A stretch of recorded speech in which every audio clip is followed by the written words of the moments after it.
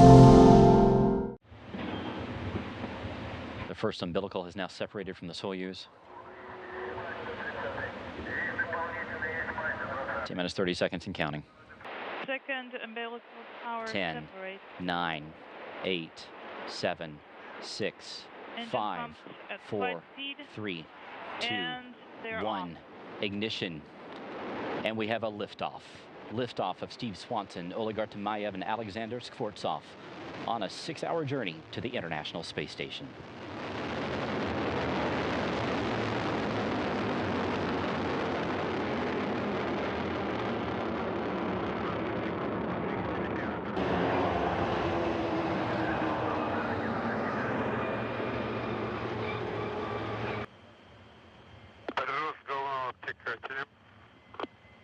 The launch route has now been jettisoned. The rocket's altitude is now 48 miles high. As we look live on board, there's Alexander Skvortsov Jettison.